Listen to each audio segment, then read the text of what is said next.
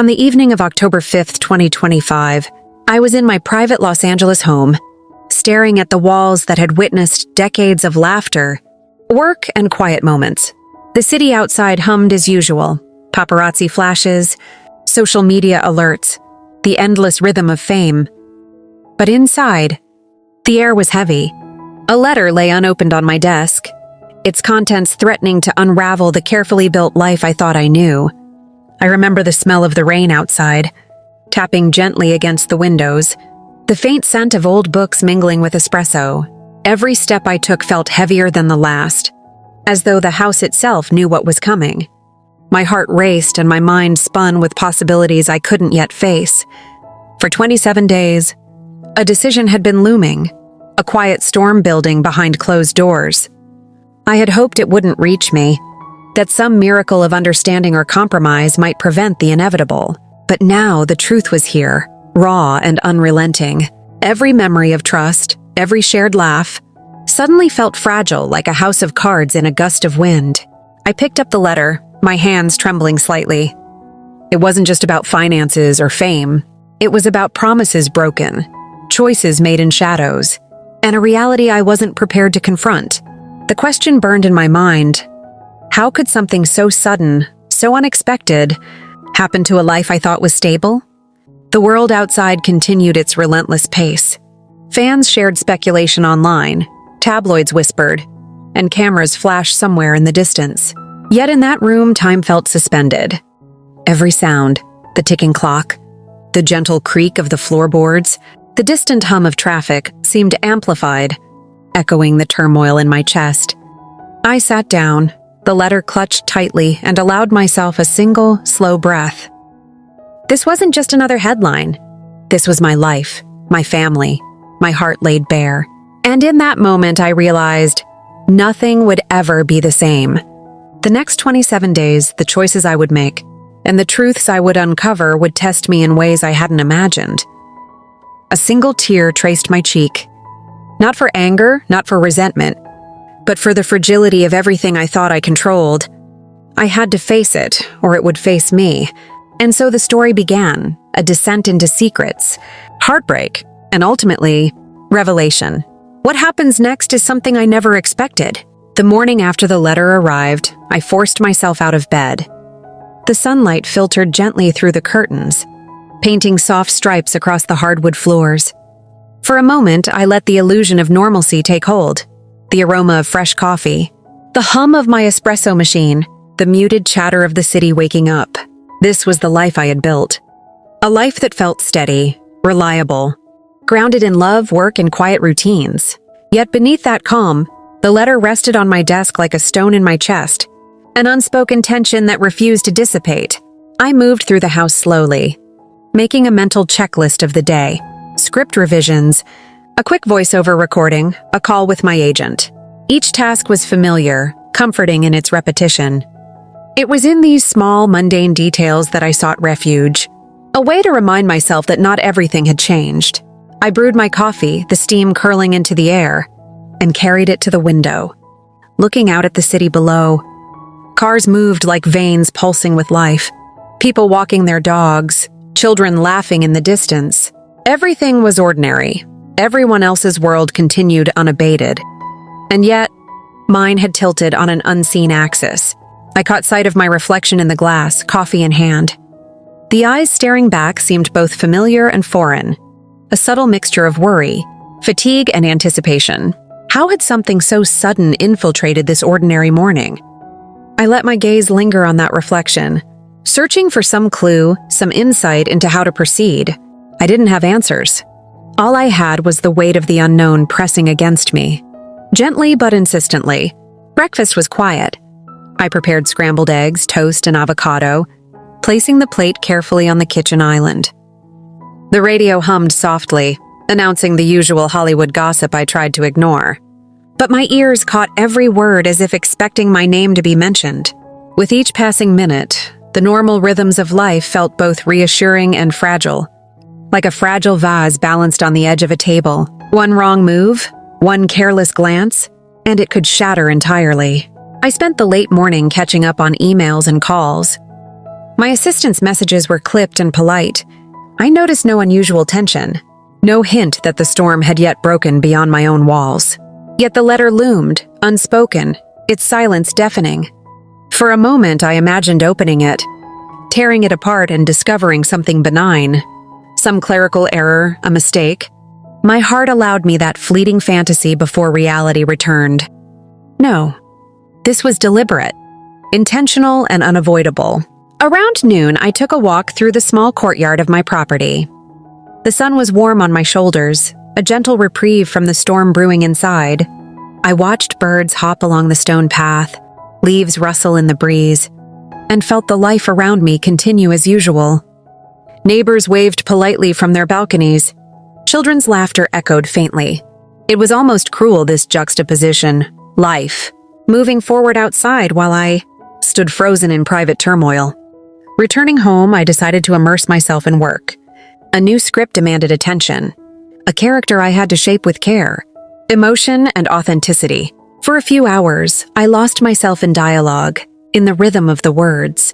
Acting had always been my refuge, a place where reality could be bent and softened, controlled in ways real life never allowed. The creative process absorbed me, yet the letter waited, whispering in the periphery, reminding me that no amount of work could postpone the inevitable. Afternoon light poured through the windows, casting long shadows across the floor. I made a small snack, sat near the piano, and let the music take me where words could not. A single melody, soft and tentative, traced the contours of my unease. It was here, in the quiet interplay of sound and memory, that I allowed myself the first honest reflection. The past, the love I had cherished, the promises whispered in private. All of it felt suddenly delicate, exposed to forces I could neither predict nor control. By evening, the house had grown dim. Shadows stretched across the walls, folding into corners where light barely reached. I lit a candle on the dining table, its small flame flickering gently, and poured myself a glass of red wine. The ritual was comforting, a reminder of evenings spent in conversation and laughter with those I loved. Yet tonight, the ritual carried a weight, a quiet acknowledgement that life was not only lived in moments of joy, but also in the space between certainty and fear. I sat back in my chair, wine in hand, looking at the letter once more. I did not open it. I allowed myself to feel the anticipation, the dread, the subtle thrill of knowing that my world might shift entirely in the next few hours. The city outside continued its endless rhythm, indifferent to my private storm.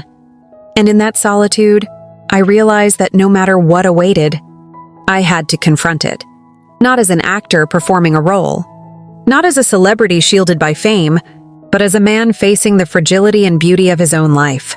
That night, sleep came fitfully.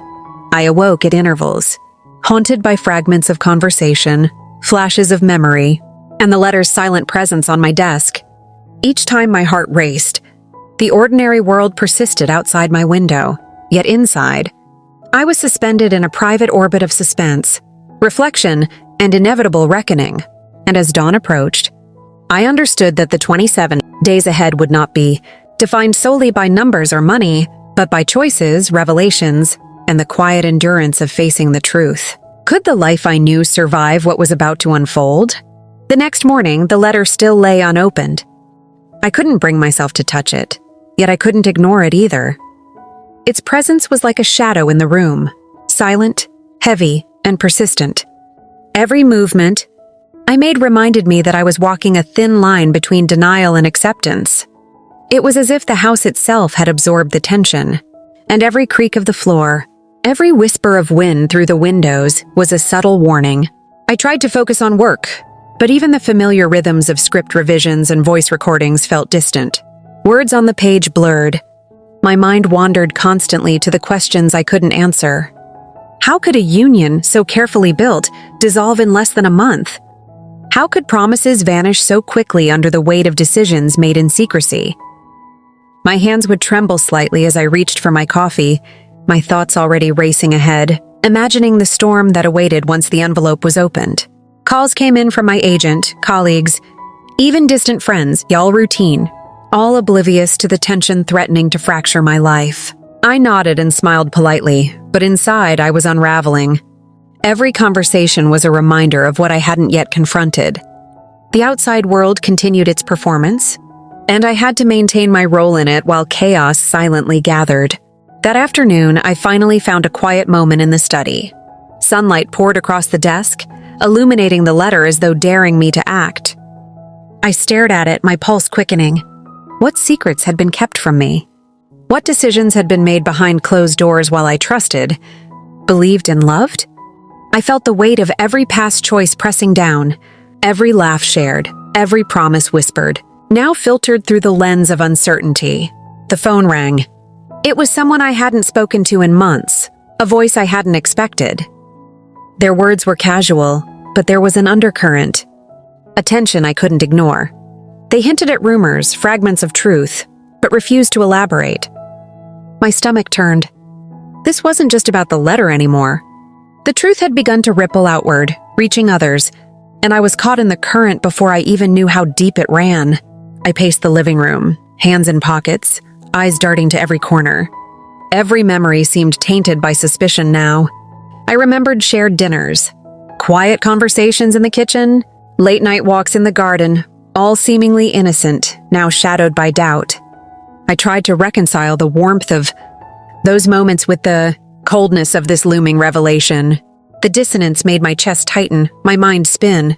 Could the foundation of my life truly be this fragile? Evening fell, and with it, the city lights flickered on, distant and indifferent. I poured a drink, sat on the balcony, and looked out at the horizon. The wind carried a chill that seeped into my bones. I thought about the 27 days, counting each one like a ticking clock. Each moment was precious, fleeting, and charged with potential disaster. I knew that the longer I delayed, the more unbearable the confrontation would become. I finally sat down at my desk and allowed myself to pick up the letter. My hands hovered above the envelope, feeling the texture of the paper, the weight of its contents.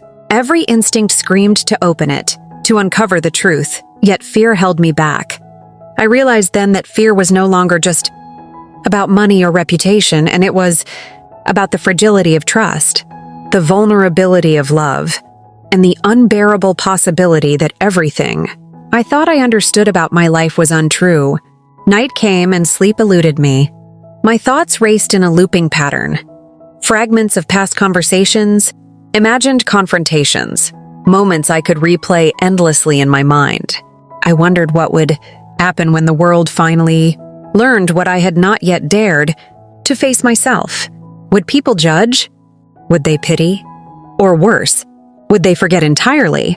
As the relentless news cycle moved on to the next headline, leaving me to navigate the wreckage in private, the days stretched on, each one a delicate balance between avoidance and preparation. I rehearsed conversations I might have, imagined outcomes both hopeful and devastating. I caught myself staring at walls, windows, even the ceiling, trying to decipher hidden signs, clues that might hint at what the letter contained. My heart beat faster with every passing hour. The life I knew, the love I cherished, and the trust I had placed in those closest to me all hung in the balance. And then, without warning, a friend called with a single word, "It's happening." The weight of that phrase pressed down instantly. I realized that the private storm I had tried to contain was no longer just mine to bear. The rising conflict had begun its outward ripple. The next 27 days would not only define my marriage and my finances, but would test the limits of my endurance, my resilience, and my understanding of trust itself. The letter finally lay open on the desk before me, its contents brutally clear. The words blurred as my eyes scanned them, and yet every line struck with unrelenting precision. Numbers, dates, decisions, each one a hammer to the fragile foundation I had believed unshakable. I sank into my chair, hands gripping the edges as if they could anchor me to reality. But reality had shifted beneath me, leaving me floating in a void of disbelief. It wasn't just the money, though the sum was staggering, 100 million in mere weeks. It was the absence of honesty, the deliberate choice to keep me in the dark, to act without my knowledge or consent. The betrayal wasn't loud or violent. It was quiet, calculated, intimate in its cruelty, and the intimacy made it hurt more than anything I could have imagined. I walked the house, restless, each room filled with echoes of laughter and shared moments now tainted by doubt. The kitchen, where we had prepared meals together, felt hollow. The living room, once warm and inviting, now seemed cold and unfamiliar. Every corner carried a memory I could no longer trust. Every photograph a reminder that the life I thought I had known was already slipping through my fingers. My phone vibrated incessantly with messages, calls, notifications.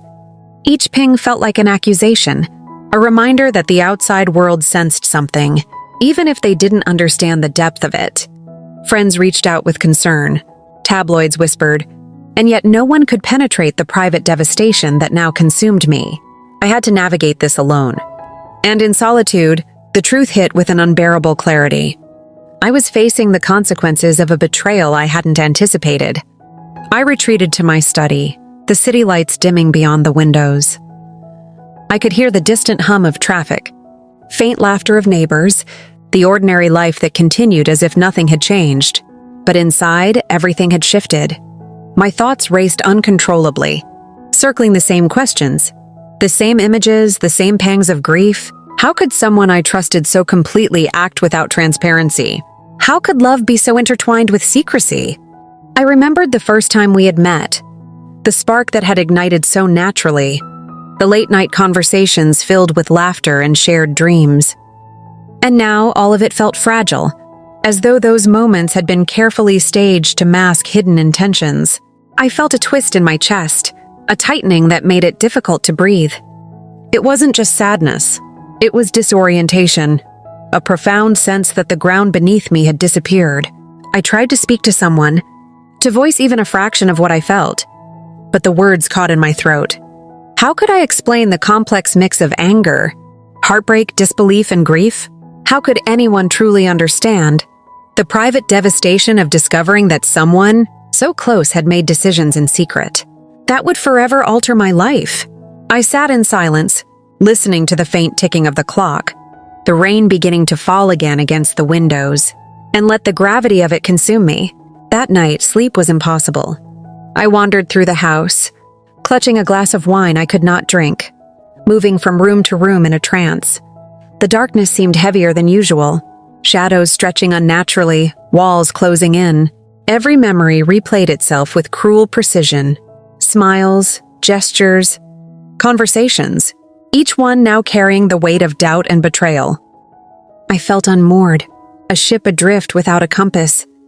I thought about confronting them directly, demanding answers, seeking explanations. But even as the desire burned within me, I recognized the futility of action in that moment. Words might come, voices might rise, but nothing could undo what had been done. The emotional fallout had already begun, seeping into every corner of my being, reshaping my perception of trust, love, and certainty. The days following were a haze of exhaustion and tension. I moved through the motions of life, calls, meetings, social obligations, but everything felt performative. Smiles felt forced, laughter hollow. Inside, I was unraveling, carrying the weight of disbelief and grief that refused to lift. And yet I could not entirely abandon the semblance of normalcy. Appearances had to be maintained, if only for the outside world. Each night I found myself returning to the letter, reading and rereading its words. Every read brought a new sting, a new perspective on the extent of the betrayal. The emotions were cyclical: anger, sadness, shock, resignation, never fully resolving, only amplifying. I realized that the emotional fallout was not a momentary wave but a relentless tide, eroding the familiar shores of my life. In quiet moments, I questioned my judgment, my ability to understand those closest to me. I wondered if I had missed signs, ignored subtle hints, been blinded by trust and affection. Regret mingled with sorrow, leaving a bitter taste that lingered long after the letter had been set aside. And yet, amidst the anguish, a strange clarity emerged. I needed to navigate this storm not with denial, but with awareness, patience, and resilience. One evening, as the rain poured against the windows, I allowed myself to cry, not for anger, not for rage, but for the fragility of life and the depth of human complexity. The tears were silent, heavy, cleansing. They marked the first step in acknowledging the full scope of loss. betrayal, and emotional upheaval. The process was raw, unfiltered, and entirely my own. And as the night deepened, I recognized that the emotional fallout was only the beginning.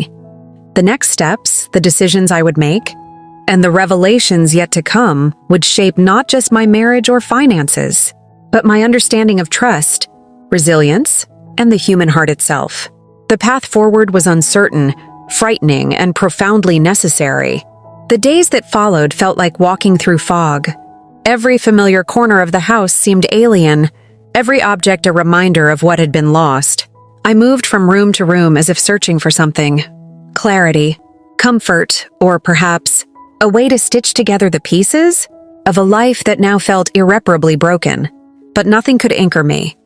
The letter, once opened, had released a torrent I was ill-prepared to navigate.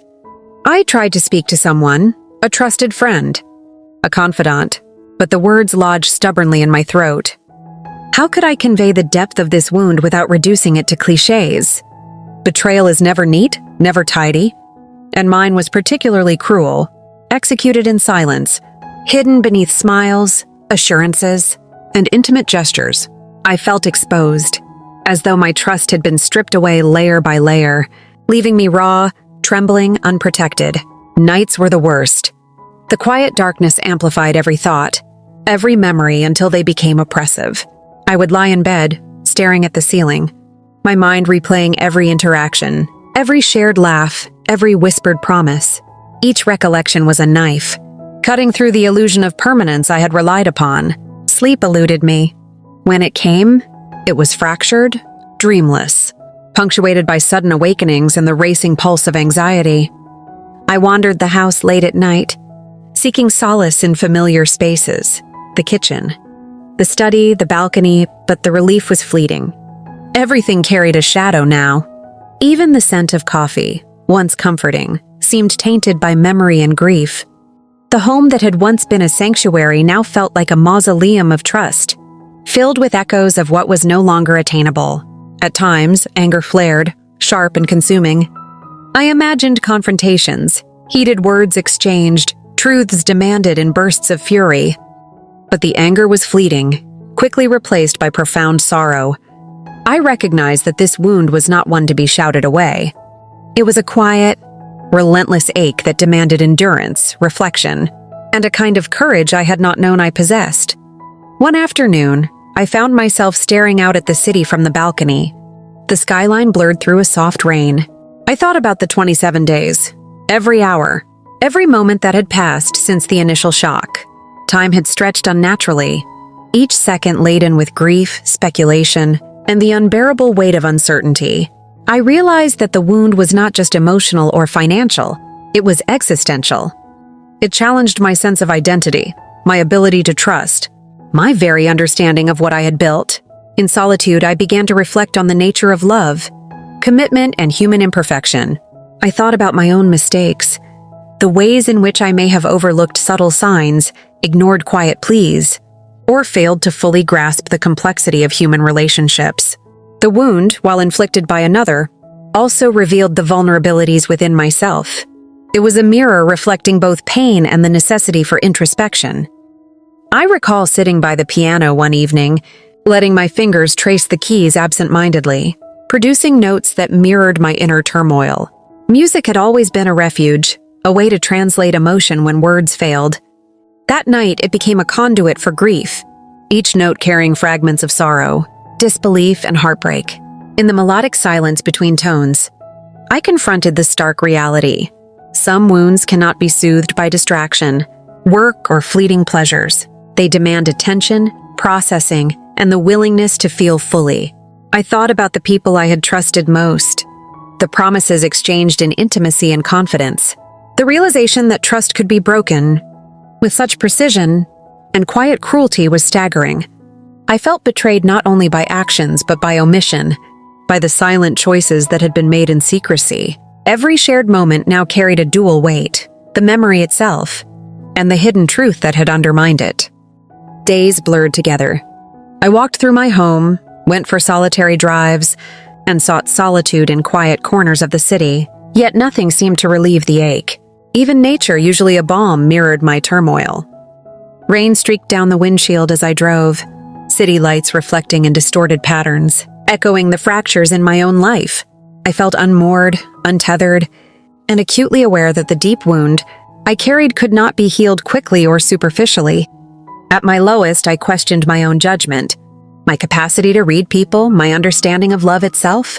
The grief was so sharp it felt physical, a heaviness pressing on my chest, making it difficult to breathe, to focus, to exist without constant awareness of loss. I realized that the wound had penetrated every aspect of my being, emotional, psychological, and spiritual. Yet within the despair, a strange clarity emerged. The deep wound, while excruciating, forced reflection, growth, and confrontation with truths I had long avoided. It demanded honesty with myself, a recognition of my vulnerabilities, and the courage to face a reality that could no longer be ignored. Pain, I understood, was not merely destructive. It could also illuminate, teach, and forge resilience in the heart that dared to endure it. One night I sat by the fireplace, letting the flickering flames play across my face. I allowed the tears to fall freely, acknowledging the magnitude of loss, betrayal, and heartbreak. I whispered into the darkness, not for answers, but to release the weight that had settled like stone in my chest. In that quiet, I understood that the wound would remain for some time. But my response, my willingness to confront, reflect, and eventually heal, was the first step toward reclaiming my life. The deep wound had stripped away illusions, exposing both fragility and strength. It revealed the raw core of trust, love, and human connection, leaving me both devastated and acutely aware of my capacity for endurance. And in the silent aftermath of heartbreak, I realized that this pain, as excruciating as it was, might also become a catalyst, a passage through which understanding, resilience, and eventual hope could emerge. I sat alone in the dimly lit study, the rain tapping insistently against the windows, each drop echoing the questions that rattled through my mind. The deep wound had settled into my bones, but now it demanded something more. A choice, a direction, a reckoning. Every option seemed fraught with consequence, and yet inaction was no longer safe. The life I had known, the trust I had placed, the love I had nurtured, all waited on the edge of a decision I was unprepared to make. I held the letter again, feeling its weight as though it were a physical burden pressing down on me.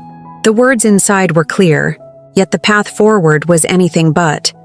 Should I confront the betrayal directly, demand answers, and risk further fracture? Or should I step back, let the storm rage, and seek understanding in silence, allowing time to reveal what could not yet be grasped? The tension between action and patience gnawed at me relentlessly. My mind replayed every memory, every choice, every interaction. The warmth of shared dinners, whispered jokes in the kitchen, quiet evenings spent in solitude, all were now filtered through suspicion. I struggled to reconcile the tenderness of those moments with the cold reality of deceit. How could love coexist with secrecy? How could trust survive the subtle fractures that now threatened to splinter my entire world? I considered confrontation first. I imagined sitting across the table, voice steady yet charged with emotion, demanding honesty, explanations, clarity. The fantasy was vivid, words exchanged with precision, emotions laid bare, a cathartic reckoning. But even in my imagination, the risks were undeniable. Anger could escalate, resentment could harden, and bridges could be burned irreversibly. The potential for destruction was immense, and I hesitated, heart heavy with the knowledge that any step might cause irreparable damage. Patience, on the other hand, offered a different path. To wait, to observe, to allow truth to unfold in its own time. It required discipline, courage, and an almost meditative surrender. But patience carried its own peril. Uncertainty prolonged, doubts festering, the emotional toll stretching thin the fragile strands of my sanity. Could I endure the waiting, the not knowing, without fracturing entirely? Could I survive the tension without lashing out or retreating into despair? I reflected on the values I had always tried to uphold: honesty, integrity, compassion, and measured action. The moral crossroads demanded alignment with those principles, yet in this intimate crucible, principles alone could not dictate action. I was forced to confront the complexity of human emotion, The gray areas between right and wrong, the subtle interplay of intent and consequence. Nothing was simple, nothing was absolute. I remembered moments of past decisions, choices made in love, in fear, in hope. Each one carried lessons, subtle warnings, reminders of my own humanity. And now, standing at this moral precipice, I had to apply that wisdom, even as my heart quaked beneath the weight of betrayal. I realized that any decision I made would shape not only the immediate fallout, but the trajectory of my life, my relationships, and my own understanding of myself. In solitude, I began to imagine the outcomes of each potential path. Confrontation could bring clarity, but risked irrevocable fracture. Silence could preserve relationships, but at the cost of inner torment. Action without patience could be impulsive, yet patience without action could be paralyzing. The duality pressed on me, unyielding and relentless, demanding both reflection and courage. I paced the room, hands in pockets, eyes darting to the walls lined with photographs, awards, and memories of a life partially shattered. Each image seemed to ask questions I could not yet answer. What did it mean to act with honor when honor itself felt violated? What did it mean to love when trust had been eroded? And most painfully, what did it mean to forgive, if forgiveness was even possible? That night, I found myself at the piano again, letting my fingers wander across the keys without purpose. Music, once a source of solace, became a mirror to my moral turmoil.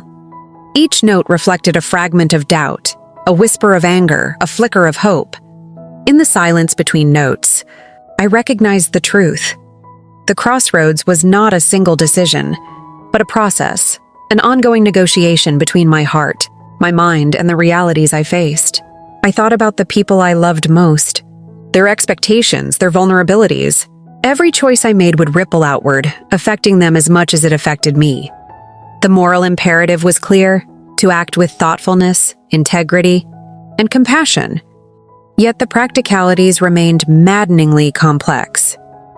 I wrestled with guilt, fear, and hope simultaneously, the three coiling together into a knot I could neither ignore nor untangle easily. In the early hours, as the storm outside subsided, I realized that the moral crossroads was not simply about right or wrong, but about courage.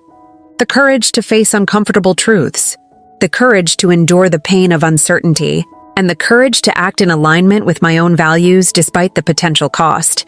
The recognition was small, almost imperceptible, yet it anchored me in a way nothing else could. By dawn, exhaustion weighed heavily, but clarity glimmered faintly. The choices ahead would not be easy, but they were mine to make. I understood that this was a pivotal moment, one that would define not just the immediate fallout, but the deeper contours of my character, my resilience, and my capacity to navigate the complexities of love, trust, and betrayal.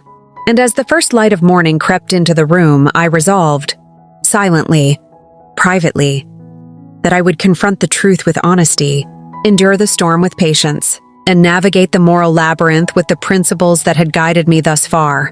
The path ahead was uncertain, treacherous, and painfully necessary. But I also knew that the only way through this trial was forward, into the very heart of the emotional tempest I had been forced to face. The day it happened, everything changed in an instant, not through words shouted in anger, not through confrontation, but through a quiet revelation that settled over me like the first light of dawn after a long, stormy night. I was sitting at the kitchen table, staring absent-mindedly at my untouched coffee, when a message came through, a simple text, almost unremarkable in its brevity. And yet, within those few lines lay a key that would unlock everything I had been struggling to understand. I read it once, twice, 3 times, each pass confirming what my heart both feared and longed to know. There had been misunderstandings, miscommunications, and choices made not purely out of malice or greed, but out of fear, protection, and misjudged intentions. The 100 million, the sudden legal moves, the silence. They were a response to pressures I had not been aware of, a reaction to forces outside our private world. The revelation didn't erase the pain, but it reframed it, shifting it from betrayal to complexity, from attack to human frailty. I felt a mixture of shock, disbelief, and an almost painful relief. The initial sting of deceit was still there, but now there was a path forward, illuminated by understanding rather than assumption. For the first time in weeks, I felt the tight knot in my chest loosen slightly, and the horizon seemed a little less oppressive. It was as though the fog that had enveloped my life was finally beginning to lift, revealing contours and shapes I hadn't been able to see before. I called the person directly. The conversation was tense, careful, hesitant. Emotions surged beneath the surface, unspoken yet palpable. And yet, amid the awkward pauses and stilted phrases, a bridge began to form. The honesty, the willingness to explain, the admission of fear and misjudgment. It all worked together to start, repairing what had felt irrevocably broken.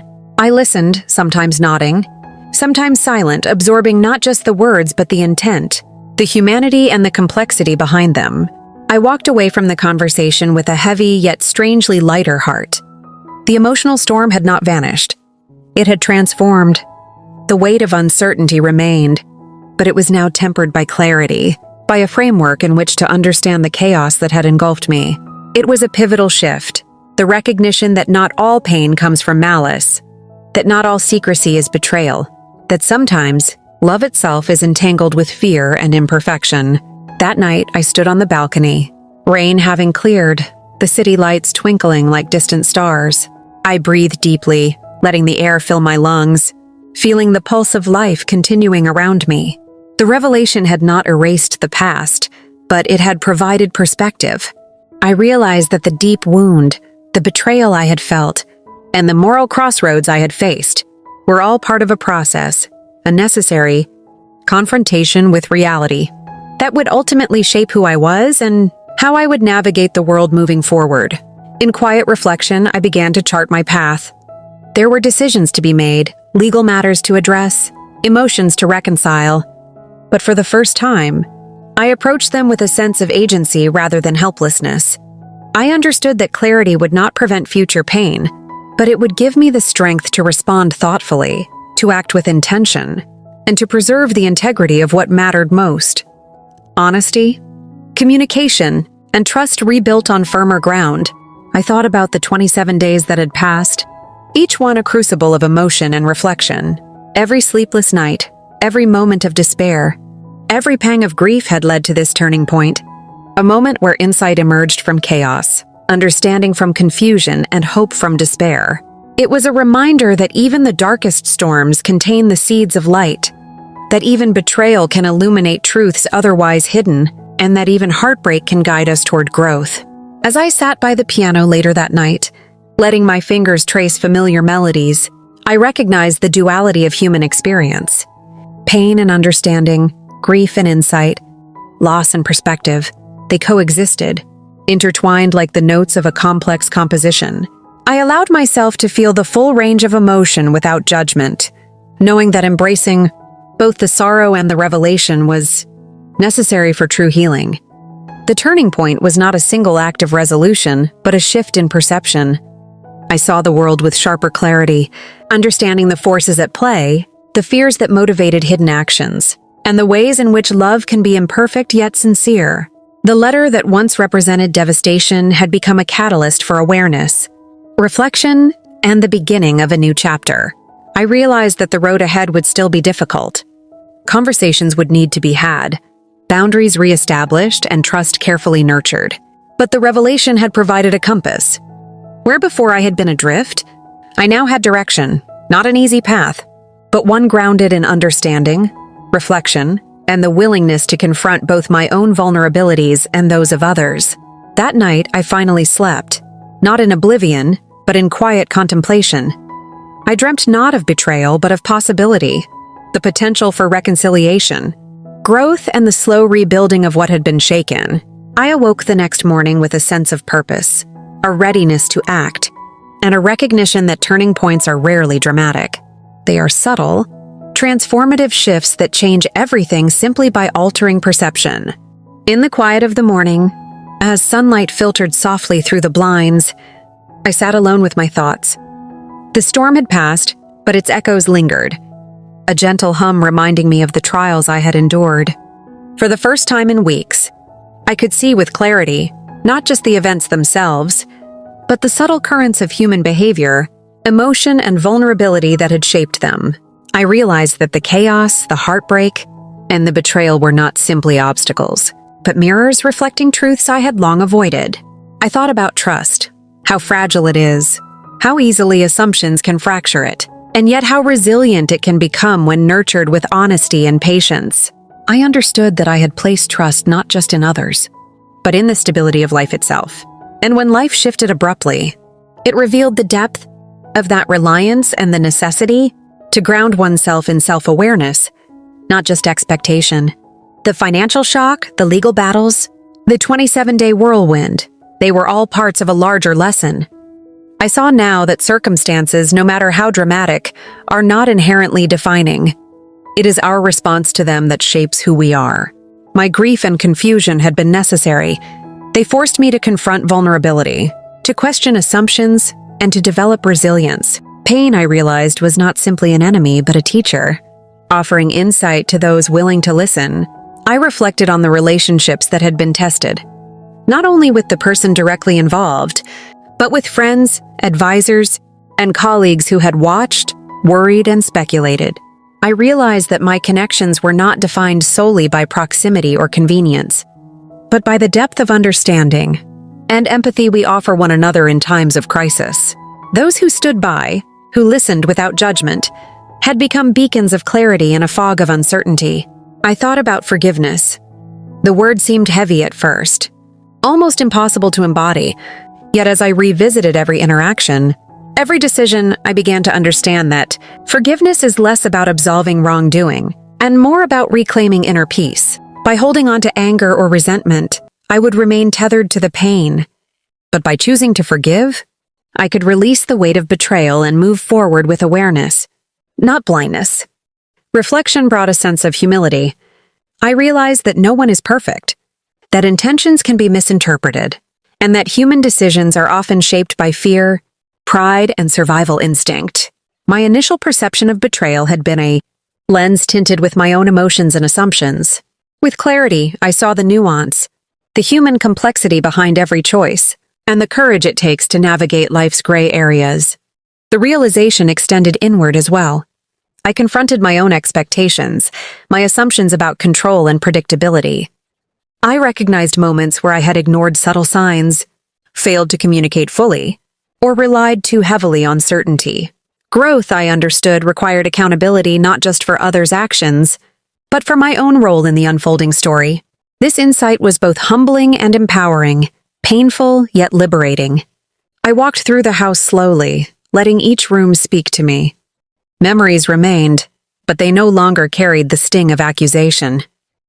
I could revisit shared laughter, quiet evenings, and moments of connection without immediately filtering them through suspicion.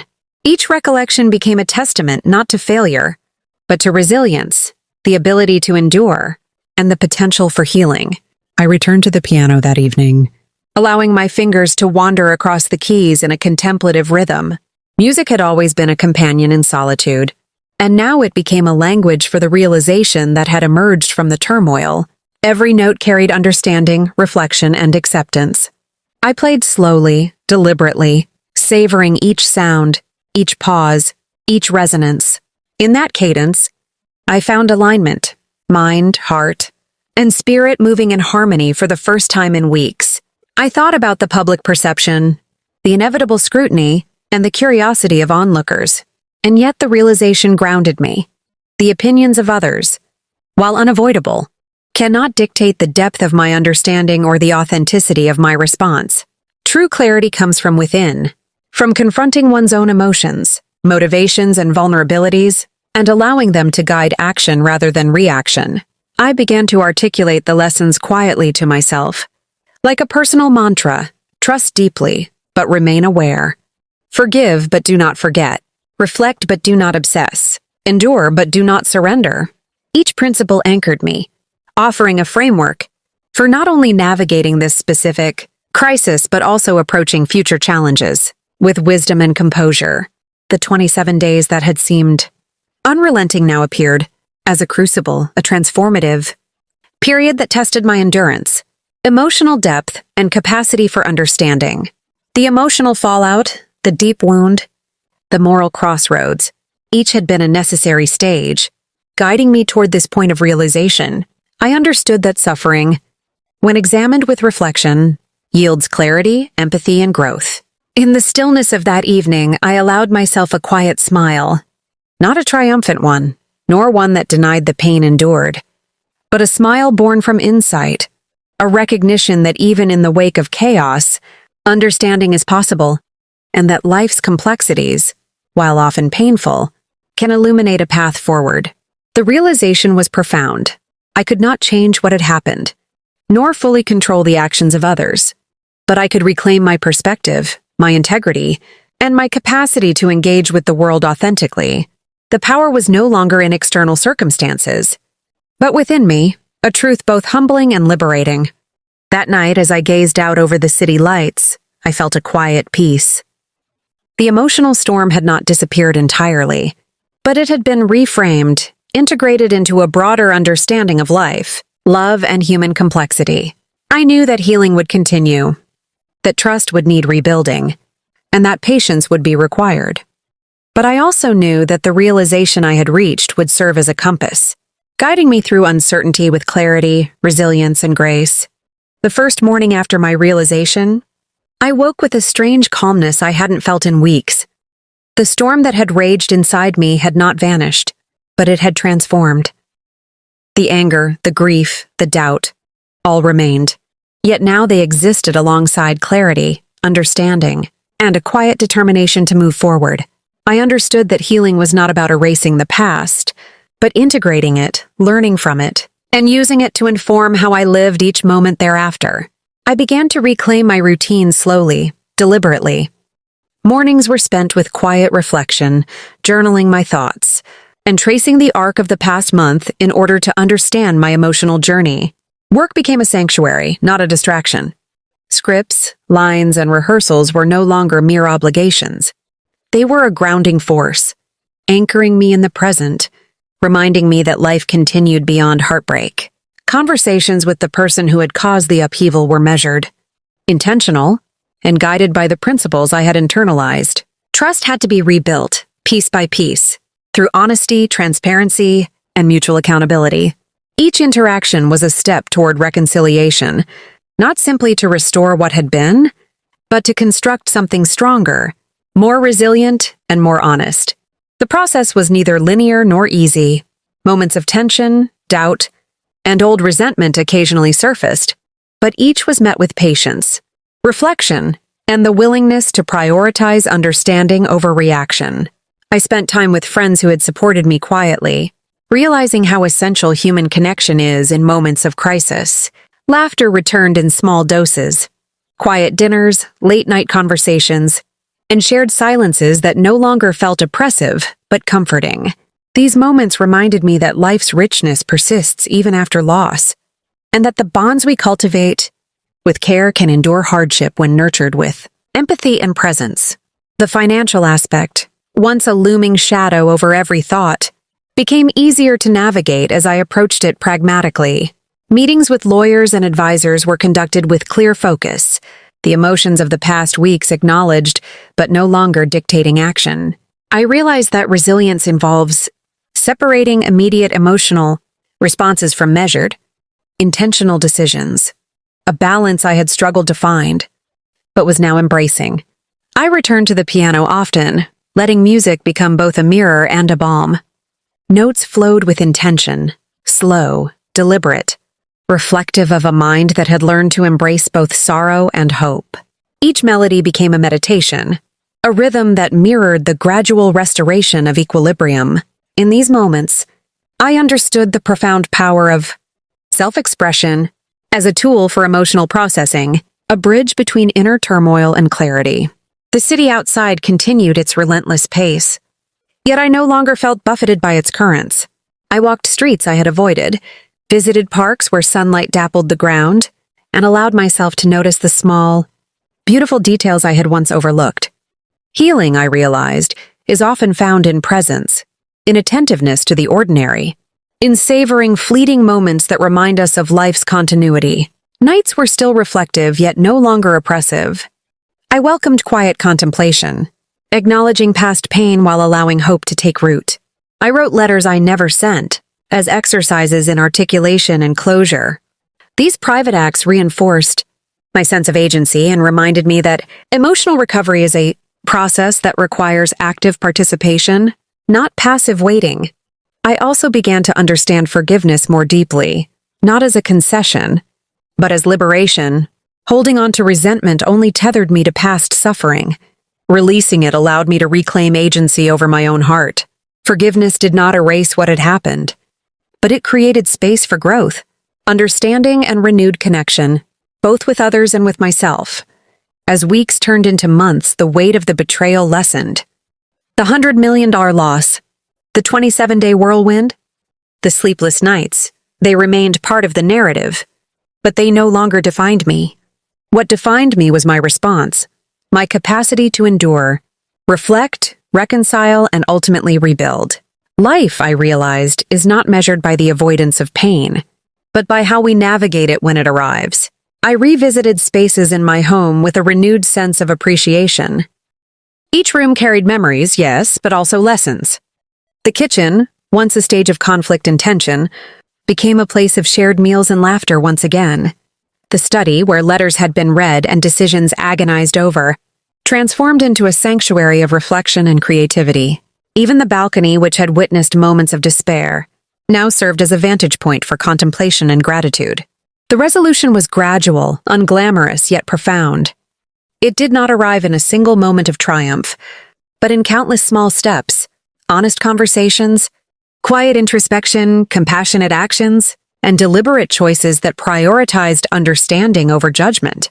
I learned to navigate emotional complexity with patience, empathy, and courage, recognizing that these qualities are the true markers of resilience. I reflected on the journey from the initial shock to this point of resolution.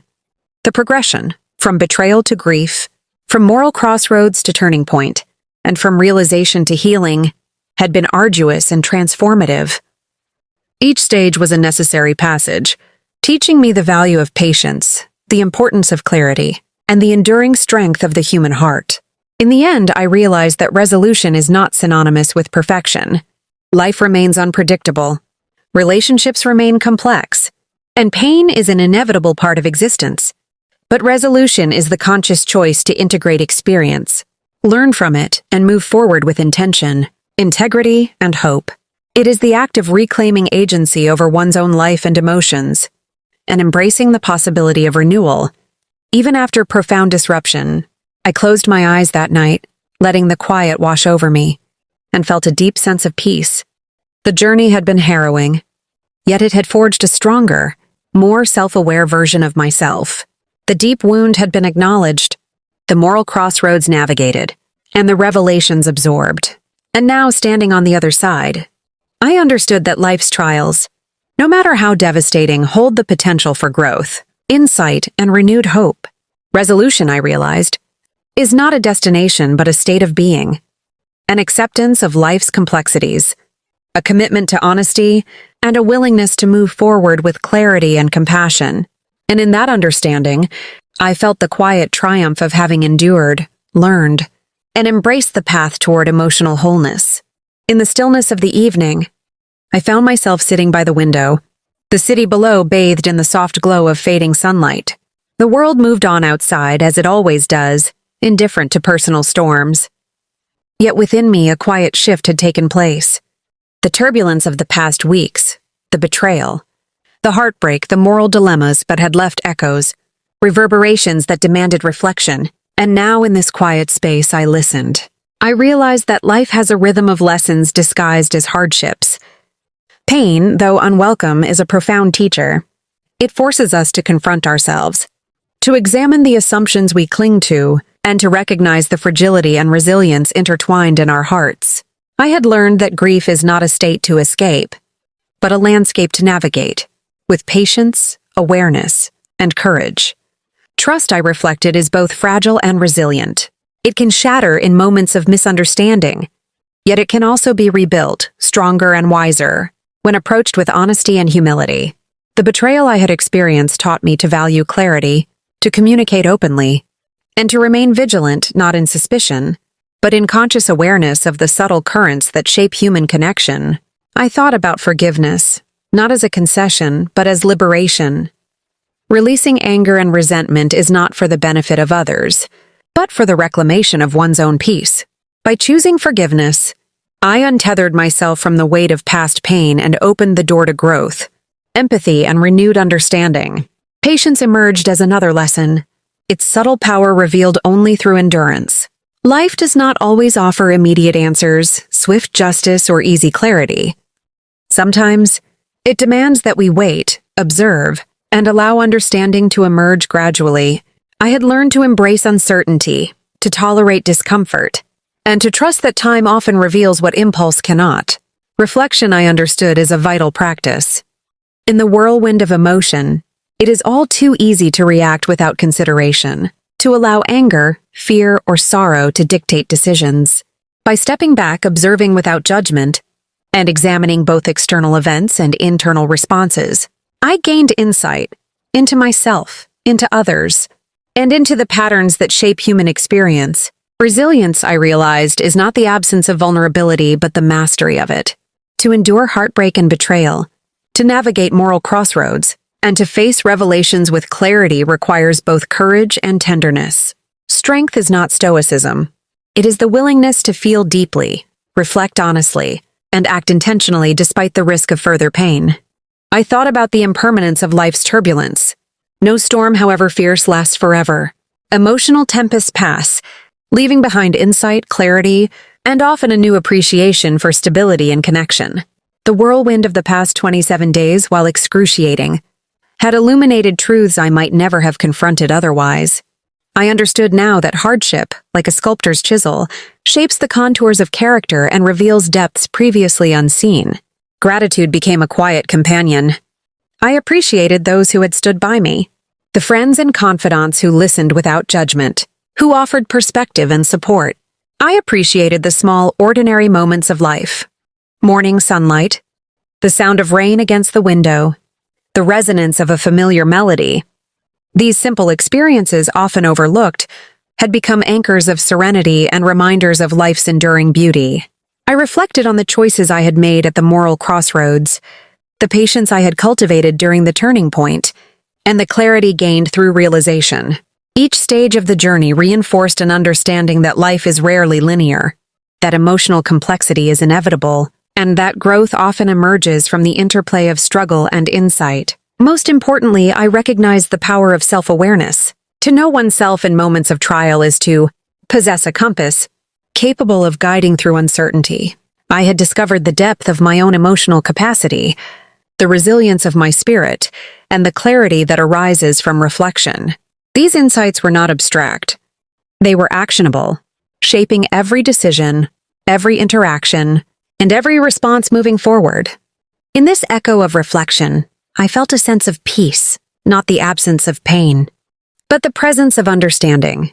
I knew that life would continue to challenge me, that relationships would always carry complexity, and that unforeseen events would inevitably test my endurance. Yet I also knew that I was better equipped to navigate them, with awareness, compassion, and intentionality. Sitting there, watching the city lights flicker on as darkness settled, I allowed myself to breathe fully, to acknowledge the journey I had undertaken. The echoes of the past weeks remained, but they no longer haunted me. Instead, they resonated as lessons, markers of growth and reminders of the capacity to endure, reflect, and emerge stronger. The path of life is unpredictable, shaped by choices, chance, and human complexity. But the echoes of experience, the insight drawn from pain, the clarity born from reflection, offer guidance, resilience, and hope. I understood that this is the essence of growth: to feel deeply, to reflect honestly, and to embrace life fully, even amidst uncertainty. And in that quiet moment, I allowed myself a final thought: that every trial, no matter how devastating, carries within it the seeds of understanding, empathy, and renewal. To recognize, honor, and integrate those echoes is to live not in fear of the past, but with awareness of the present and hope for the future. The days following reflection were quieter, gentler. I found myself moving through life with a lighter step, carrying the echoes of the past not as burdens, but as guides. The heartbreak, the betrayal, the moral dilemmas, the revelations, they had shaped me. Yes, but they no longer defined me. I had reclaimed a sense of calm, a subtle understanding that life's turbulence, though inevitable, could be endured with grace. I revisited familiar places with new awareness. The neighborhood streets, once blurred by sleepless nights and racing thoughts, now seemed vivid and alive. The scent of coffee in the mornings, the distant hum of traffic, the gentle sway of trees in the wind, all became anchors, reminding me of continuity, stability, and the beauty in small, ordinary moments. Life moved forward, and so did I. Moments with loved ones returned to a place of quiet warmth. Shared laughter, casual conversations, and simple gestures now carried a weight of gratitude I hadn't fully appreciated before. I understood that connection is fragile yet powerful. It requires attention, care, and patience. Healing is not a solitary act, but a shared journey, enriched by the empathy, presence, and understanding of those who remain by your side. I thought about trust once more, how easily it can fracture, yet how deeply it can endure. The lessons of the past weeks had reshaped my understanding. Trust is not merely a gift extended to others, but a practice nurtured within oneself. By grounding in self-awareness, patience, and honesty, trust can be rebuilt, strengthened, and maintained even after profound disruption. In quiet reflection, I acknowledged the bittersweet nature of resolution. Not all questions had easy answers. Not all pain had disappeared, and not every relationship would return to its former state. Yet there was peace in acceptance, in recognizing that life's imperfections are as valuable as its joys, that growth often emerges through adversity, and that moving forward does not mean forgetting, but integrating experience into a richer, more nuanced understanding of the world. Nights were no longer marked by anxiety or relentless replaying of events. Instead, I welcomed quiet contemplation, allowing myself to breathe, to process, and to find balance. The piano became a companion once more, its melodies reflecting both the sorrow and the serenity I had cultivated. Music, like reflection, had a rhythm that mirrored life itself, sometimes soft, sometimes turbulent, yet always moving forward. I found comfort in solitude not as isolation, but as a space for introspection and recalibration. In those moments, I could confront the nuances of emotion, weigh choices with clarity, and honor both vulnerability and strength. The solitude was no longer lonely. It was restorative, a sanctuary where understanding could take root and flourish. Looking back, I saw the arc of the journey clearly. The initial shock, the rising conflict, the heartbreak, the moral crossroads, the turning point, the realization, and finally, this place of resolution and peace. Each stage had been necessary, each moment a teacher, guiding me toward understanding, resilience, and emotional maturity. The pain had been real, the lessons profound, and the growth undeniable. I understood now that life's challenges are not punishments, but invitations. Invitations to engage deeply with ourselves, to navigate complexity with awareness, and to emerge stronger, wiser, and more compassionate. The heart, though vulnerable, possesses immense capacity for endurance, insight, and renewal. The human spirit, though tested, is capable of healing and transformation when met with patience and intention. As I gazed at the city skyline that night, the lights flickering like distant stars, I felt a quiet gratitude. For the journey itself, for the lessons learned, for the resilience uncovered, and for the renewed sense of self that had emerged from the crucible of experience. Life, with all its unpredictability, felt once again rich, vibrant, and full of possibility. The ending was not a dramatic closure, nor a triumphant victory. It was quieter, subtler, a soft acknowledgement of the journey, a gentle embrace of understanding, and a calm recognition of the path ahead. Healing, I realized, is ongoing, but so too is hope, clarity, and the capacity to navigate life with grace. I closed my eyes, allowing the stillness to settle over me. The storm had passed, leaving behind not emptiness, but insight. The lessons, the pain, the reflection, all had woven together into a tapestry of growth, resilience, and awareness. I felt at peace, grounded and ready to continue forward, carrying both the echoes of the past and the possibilities of the future. In that quiet, reflective space, I understood. The end of one chapter is simply the beginning of another, shaped by the wisdom gained, the emotional depth uncovered, and the courage to face whatever comes next. Life's challenges remain, but so too does the ability to endure, learn, and find serenity amidst complexity. The journey I've shared is not just mine. It is a reflection of the universal experience of love, loss, trust, and the quiet strength we carry within. Life is unpredictable. Relationships are complex, and the challenges we face often feel insurmountable. But through reflection, patience, and the courage to confront both our own emotions and the actions of others, we can navigate even the most turbulent waters. I hope that in sharing this story, you feel a sense of connection, understanding, and perhaps even guidance. Moments of betrayal, heartbreak, or uncertainty can feel isolating, yet they are part of the human experience. Moments that, if approached with care, can teach resilience, clarity, and hope. If this story touched your heart, please take a moment to like this video and subscribe to Talksberry. Your support allows these emotional journeys to reach more people, sharing lessons, reflection, and inspiration with those who need it most. Remember, healing is not linear, and growth often comes from the spaces between despair and insight. Allow yourself the time to reflect, to learn, and to embrace life with openness and empathy. Trust, forgiveness, and self-awareness are not just ideals. They are tools we can use every day to navigate the complexities of relationships and our inner worlds. Thank you for joining me on this journey through shock, betrayal, realization, and eventual peace. I hope you carry the insights from this story into your own life and allow the lessons of resilience, clarity, and compassion to guide your path. This story is dramatized for inspiration purposes only.